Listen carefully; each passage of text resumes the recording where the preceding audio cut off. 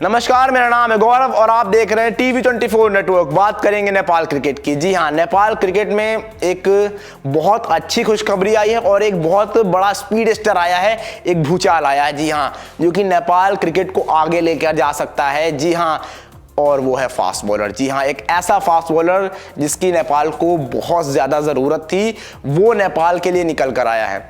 नेपाल के लिए talent Hunt show चलाया जा रहा था नेपाल में, जहां पर हम सभी को पता है कि राहुल को लेकर बहुत सारी बातें चल रही थी कि राहुल जिस तरह से, एक तो वो सिर्फ उसकी एज अगर आप मोटा मोटा माने 14-15 साल है और वो 121 क्लिक कर रहा था, 121 14-15 साल में। जी हाँ, और लेकिन वहां पर जो विनर हुए हैं वो है प्रदीप जायसवाल।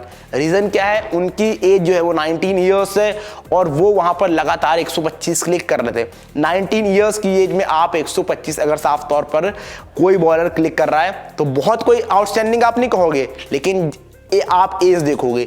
उस बंदे ने 19 ईयर्स की एज में 125 क्लिक करना शुरू कर दिया है। अब वो सीधे जाएगा इंडिया MRF ग्रुप, यहाँ पर बड़े बड़े बॉलर्स ट्रेन हुए हैं, ब्रेटली जैसे और ब्रेटली जैसे बॉलर्स और भी बहुत सारे बॉलर्स हैं जो MRF ग्रुप ने ट्रेन किए हैं। तो वहाँ पर जब ये बॉलर जाएगा, उस पर काम किया जाएगा। मान लीजिए 3-4 साल, तो आज 19 साल है, अगले 3-4 साल में इसकी एज कितनी होगी? 22 से 23 साल।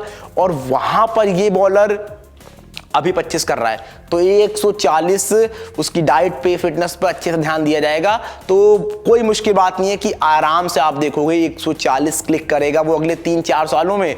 और इससे बेस्ट क्या होगा नेपाल के लिए कि उसी एक्यूरेसी के साथ, जिस एक्यूरेसी से वो 125 क्लिक कर रहा था, सारी चीज़ें करने के बाद 140 क्लिक करता है, तो इससे बेहतर कुछ नहीं हो सकता नेपाल के लिए। और ये बहुत बेहतरीन चीज़ है। और अभी तो हम प्रदीप जायसवाल की बात कर रहे हैं जो इस ग्रुप के विनर बने हैं, हम बात नहीं कर रहे राहुल की।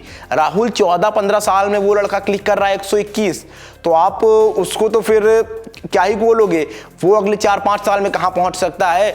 उसको अगर आप उस तरह से ग्रूम करो, मुझे लगता है वो 145 भी क्लिक कर सकता है 19 ईयर्स तक आते आते। वो लड़का जब अभी 121 फेंक रहा है कॉन्टीन्यूसली लगातार उस तरह की स्पीड, और वहाँ पर हालांकि वो जीत नहीं पाया बिकॉज अभी 14-15 साल की एज है। तो आप समझ सकते हो कि उतनी स्पीड आप नहीं एकदम से डाल सकते हो। उसकी फिटनेस पे काम करना होगा, डाइट पे काम करना होगा, इन सारी चीज़ों पर नेपाल क्रिकेट को काम करना होगा। कैन बोर्ड को उसको देख रेख में रखना होगा। फिर आप देखोगे साफ तौर पर नेपाल के लिए जो फास्ट बॉलर्स उस तरह से नहीं है वो भी आपको नजर आएंगे। हालांकि करण केसी, सोमपाल कामी है, सोमपाल कामी 140 क्लिक कर जाते हैं, लेकिन करण केसी की स्पीड थोड़ी स्लो है और अविनाश बोहारा वगैरह हैं उनकी तो 110 वगैरह के अराउंड ही रहती है स्पीड। तो आप ये साफ तौर पर देखोगे सोमपाल कामी और करण केसी जब ये आगे बढ़ेंगे और ये और एक्सपीरियंस होंगे, रिटायरमेंट की तरफ बढ़ेंगे, तब तक आपके पास एक बहुत बेहतर ग्रुप तैयार होता जाएगा फास्ट बॉलर्स का, जो कि आपके रूप में आ रहे हैं, राहुल के रूप में, प्रदीप जायसवाल के रूप में। ये सारे के सारे खिलाड़ी आपको साफ तौर पर मिलते हुए नजर आ रहे हैं।